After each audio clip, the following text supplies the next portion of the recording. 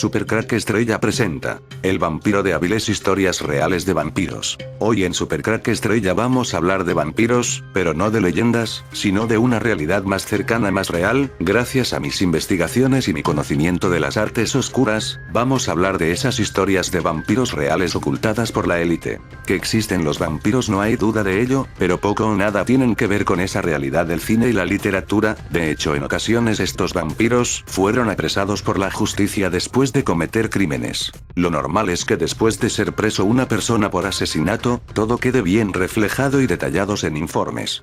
Pero hoy demostraré cómo una persona acusada por asesinato con todo tipo de pruebas puede ser borrada de la historia sin más. Una persona con nombre y apellidos, encerrada y acusada por asesinato, fue borrada de la historia como si nunca esta persona hubiera existido. Y la razón es muy simple: esta persona era un vampiro real. Pero para entender mejor de qué estoy hablando tenemos que hablar de los vampiros de Asturias en España. Y esta historia vale para cualquier parte del mundo. Los expertos en fenómenos extraños aseguran que Avilés es uno de los puntos de la región con más actividad paranormal. Cuando la ciencia no tiene argumentos, allí donde las investigaciones rutinarias no encuentran explicaciones y lo oscuro sobrepasa a la razón, cuando algo no interesa que se sepa se borra sin más. La Asturias más misteriosa, y recopilando informes detallados sobre fenómenos extraños que, a pesar de correr de boca en boca como la pólvora, raras veces ocupan titulares de periódico. Muchos de esos expedientes X tienen como escenario la comarca de Avilés, uno de los puntos de la región con más actividad paranormal. El extraño caso del niño del cementerio de la Carriona. El 18 de abril de 1917, tres niños de unos 8 años, Manuel Torres, Ángel Obies y Agustín García Sánchez, jugaban en la plaza de la iglesia de la Magdalena cuando se les acercó un hombre de gran estatura, con una pequeña cicatriz en la cara y vestido con alpargatas encarnadas y una chaqueta color café. Les preguntó por la Suiza española, una fábrica de lácteos de la época, y Manuel Torres, Manolín, fue el único que accedió a irse con el forastero. No sabía que se trataba de Ramón Cuervo, un indiano tuberculoso que había llegado del concejo de Llanera y que pasó a la historia del crimen como el último de los sacamantecas españoles. El niño fue hallado al día siguiente con la garganta abierta y desangrado en el monte de la Arabulla, y ahora, casi un siglo después, se le relaciona con una serie de apariciones supuestamente registradas en el cementerio avilesino de la Carriona, donde está enterrado. Hay muchos testimonios que cuentan que se les ha aparecido un niño que, en actitud desorientada, pide ayuda para encontrar a sus padres. Después desaparece y no le vuelven a ver. El miércoles 18 de abril de 1917 nació la leyenda de Ramón Cuervo, aciagamente pasado a la historia con el sobrenombre de El vampiro de Avilés. Mató, provisto de un cortaplumas, al niño Manolín Torres, de 7 años, pensando que bebiendo su sangre se curaría de la tisis que ya le invadía las entrañas y la razón. Amanecía en Avilés cuando Ramón Cuervo desató su caballo y, azuzándolo con las botas rojas que revelaban su pasado indiano, y el sombrero caribeño, y la ropa toda blanca de pies a cabeza, y un delicado fular de flores sobre el cuello en el que ya comenzaban a notarse, de puro delgado, de puro enfermo, las vértebras, se alejó de la ciudad. En la fonda de Pablo Alonso, sita en Llano Ponte, tenían cuadras y forraje para los caballos de los hospedados, y cada mañana llegaba al quicio de sus ventanas el agradable olor del pan que horneaba, antes de que saliera el sol, la tahona de enfrente. Llegará a decirse, con el devenir de los años, que en una de esas casualidades macabras había resultado que los panaderos, que aquella mañana despidieron con un gesto de indiferencia a Ramón Cuervo, eran los tíos del niño al que el indiano acababa de matar para chuparle la sangre. Fue el 18 de abril el crimen. El cadáver del crío no se descubriría hasta la mañana del 19. Hace ahora, exactamente, 100 años.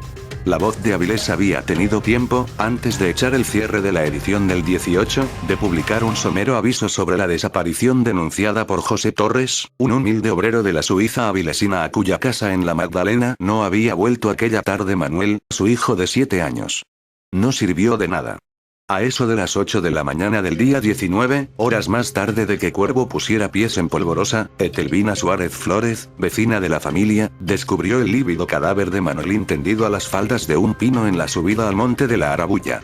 La tragedia llegaba a casa de los Torres, la estupefacción a los juzgados. Alberto Carreño, médico del juzgado de instrucción que se movilizó en torno al caso, certificaría que eran 2 profundas heridas en el cuello, muy cerca la una de la otra, las que habían matado al niño. El cadáver no contenía una sola gota de sangre.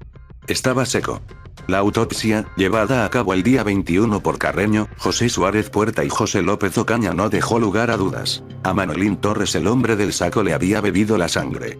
Pudiera sonarnos hoy en día a cuento chino. No entonces. En 1917 sobrevolaban aún por el imaginario avilesino los espantosos hechos acontecidos 7 años atrás en Gádor, o apenas un par de ellos antes muy cerca, en Quirós. Tampoco se olvidaban fácilmente los infames hallazgos que en 1913 se habían hecho en una casa del carrer Ponent barcelonés. Enriqueta Martí, decían, proxeneta y arrabalera, comerciante y medio bruja, vendía a los ricos untos y sangre de críos, que secuestraba por la calle y a los que mataba sobre la mesa de la cocina. El vil metal, la desesperación, la superchería. Todo influía.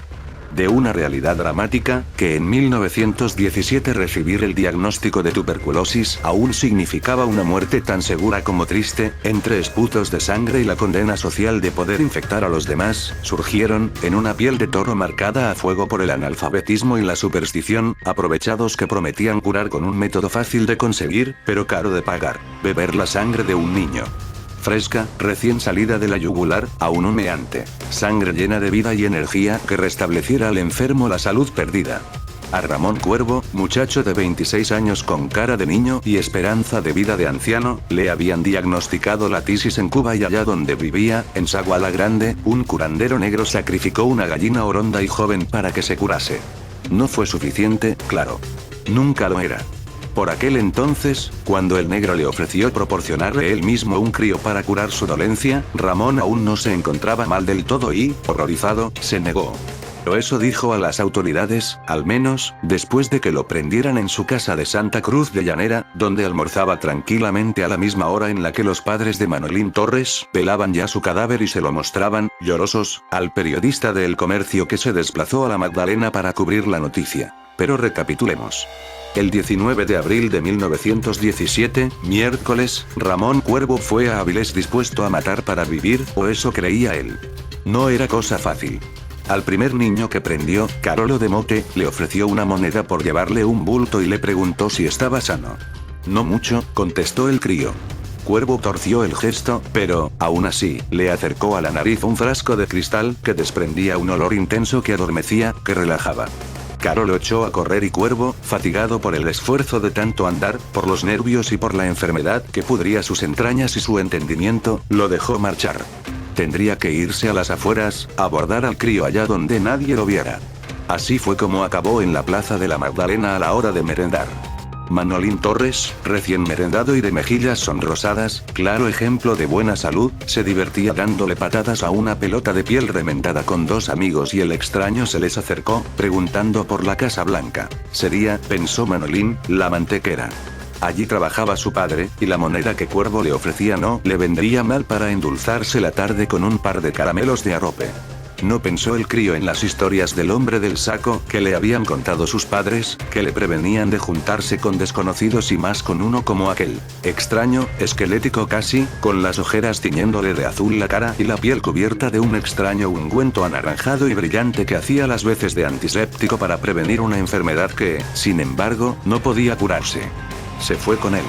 Lo llevó por los caminos de la Arabulla, y eso fue la perdición de Cuervo. Al otro lado del riachuelo, María Martínez, vecina de la Grandiella, avistó a Manolín Torres acompañando a un extraño al que en cosa de una hora vio bajar sin compañía. Y le reconoció. También los críos que, al día siguiente, desfilaron por la celda provisional, más pensada para rateros que para asesinos, donde Ramón Cuervo lo negaba todo. Pero era él. Lo dijeron los niños, lo dijo la vecina, lo dijeron todos, hasta la ciencia. Ante la persistente negativa del asesino, temeroso de las voces de la multitud que, enfurecida, se apostaba ya al otro lado de los barrotes prometiendo lincharle, Juan Álvarez Casariego, a la sazón profesor de física y química, se ofreció para examinar aquello que no podía mentir: las pruebas biológicas. El examen, pionero en la Asturias de la época, de las primeras heces que Cuervo hizo en prisión, reveló que el indiano había ingerido sangre y, para mayor especificación, sangre humana. Dice el reportero de El Comercio que el 24 de abril publicó la última nota referente al suceso de Avilés, que Cuervo se derrumbó allí mismo, frente a él y ante el cansado lamento de Gustavo Calleja, el jefe de la prisión. «Ay, Ramón, por favor. suplicó el penitenciario ante la enésima negativa de Cuervo. Y entonces él lo contó todo. Que el negro Francisco le había ofrecido matar a un guajiro para él por 200 pesetas al cambio, que él se negó. Que regresó a España en 1915 y que ahora, carcomido por la tisis, no había encontrado otra opción más que aquella.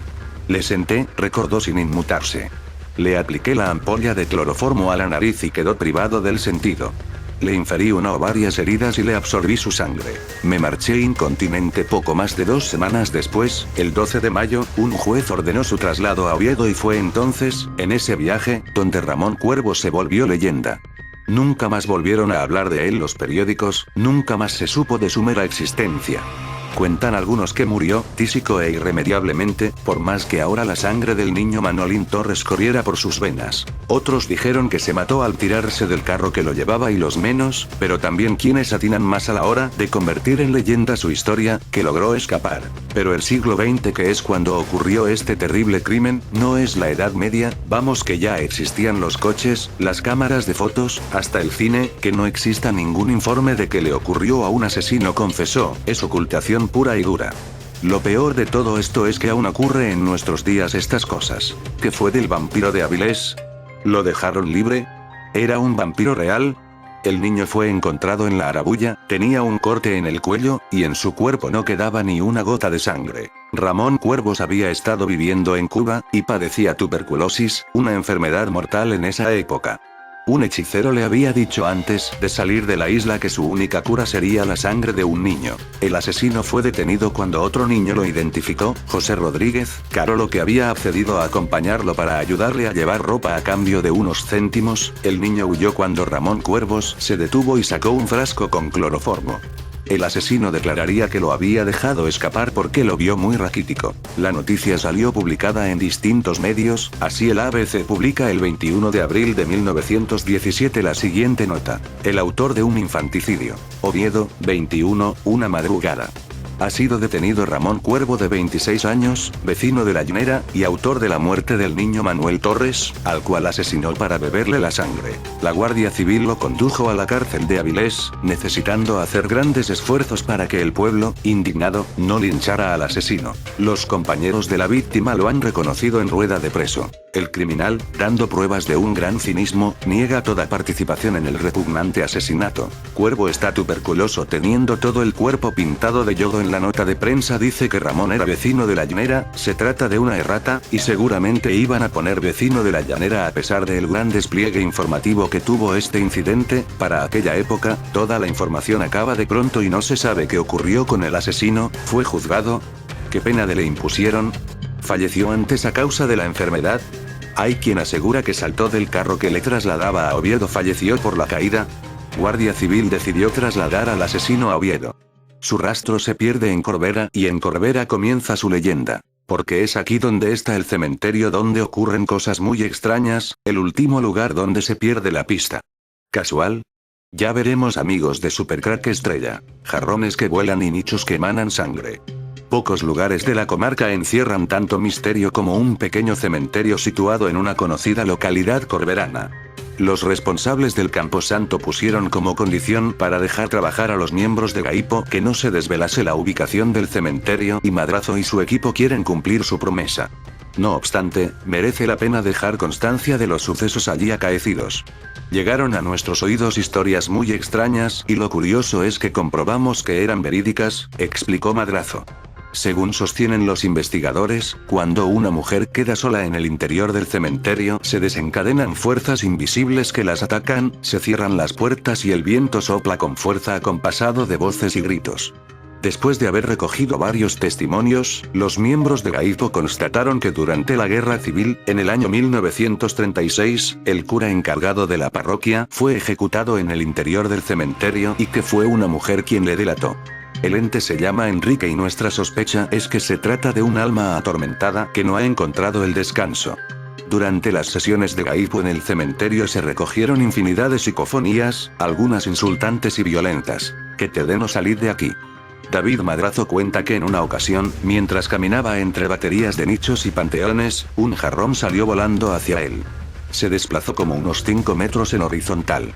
Algunos vecinos aseguran que de algunos nichos sale sangre y que la parte hermética de otros, habitualmente sellada por cristal, se llena de agua de forma inexplicable. Es muy curioso, pero Ramón Cuervos había estado viviendo en Cuba. Ya sabéis que el cine es la forma en la que la élite satánica nos cuentan sus secretos. Hay una película titulada Vampiros en La Habana. Sinopsis. Un científico vampiro ha creado el vampisol, una pócima revolucionaria que permite a los vampiros pasear bajo la luz del sol.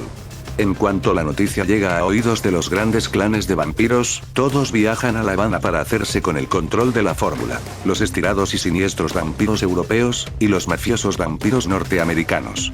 Pepito, un trompetista, sobrino del creador de Vampisol, será perseguido por ambos grupos desde que se le encarga a la custodia de la fórmula. Vampiros en La Habana, obra maestra del dibujo animado y del choteo cubano, pero también es la mejor forma de que no sea tomado en serio. La curiosa relación entre el vampirismo y la tuberculosis. Las leyendas sobre los vampiros se remontan a la antigüedad griega e incluso más allá. El temor a seres que regresan de la muerte a chuparnos la sangre parece ser uno de nuestros terrores primigenios, lo que explica parcialmente la fascinación que siente buena parte de la humanidad por figuras como el Conde Drácula y por todas sus encarnaciones literarias, cinematográficas y televisivas. Sin embargo, hasta bien entrado el siglo XIX en muchas regiones del mundo se creía firmemente en estos seres y se luchaba contra ellos, y uno de estos casos que ha podido documentarse y estudiarse ha sido el de la lucha contra los vampiros en Nueva Inglaterra, que en parte se debió a un desconocimiento de cómo se desarrollaba una enfermedad mortal característica de la época, la tuberculosis. Un cuento de vampiros. En junio de 1892, una joven de 19 años llamada Merky Brown, habitante de Rhode Island, falleció de una enfermedad que incluía tos, pérdida de peso y de fuerzas, y de la que aún entonces se sabía poco. Poco tiempo después su hermano enfermó y comenzó a padecer los mismos síntomas. La conclusión no pudo ser más lógica. Merky se había convertido en vampiro y estaba regresando de la tumba para chupar la sangre de su hermano. En consecuencia, y para evitar la muerte del muchacho, el cuerpo de Merky fue exhumado, se le extrajo el corazón y este fue quemado en una piedra. Algo que seguramente no evitó la muerte del hermano. Esta familia no era la única en creer en el vampirismo como causa de muerte en la región. Existen al menos 12 documentos sobre casos de vampirismo entre los siglos XVIII y XIX en Nueva Inglaterra, aunque esta historia con el tiempo se vio envuelta por un aura de leyenda. Un estudio bioarqueológico. Para despejar esta aura en la década de los 90 del siglo pasado, dos investigadores, Paul S. Sletzik y Nicholas Bellantoni, revisaron documentos de la época y exhumaron y analizaron 29 cadáveres de un antiguo cementerio de Nueva Inglaterra. Los resultados de esta investigación se publicaron en 1994, en el Diario Americano de Antropología Física, y el artículo lleva por título Bioarchaeological and Biocultural Evidence for the New England Vampire Folk Belief, evidencia bioarqueológica y biocultural para la creencia popular del vampiro de Nueva Inglaterra. En primer lugar, encontraron que los huesos habían sido cambiados de lugar. Los cráneos estaban separados del cuello y fueron colocados entre las vértebras, y los fémures fueron removidos y colocados en forma de cruz. Las vértebras también estaban desordenadas. Por otra parte, el estudio de los restos mostró evidencia de infección pulmonar y ósea, síntomas de una tuberculosis pulmonar primaria. La tuberculosis prosperó entre los habitantes de Nueva Inglaterra gracias a la combinación de un clima hostil y la pobreza de los pobladores, que vivían en condiciones de hacinamiento y alimentándose mal. Y aunque Robert Koch descubrió el agente que causaba esta enfermedad en 1880, es natural que estos habitantes de Rhode Island, Vermont, Massachusetts y Connecticut, creyesen que se trataba de una epidemia de vampirismo. En fin, amigos de Supercrack Estrella, si el video te gustó, pulgar arriba.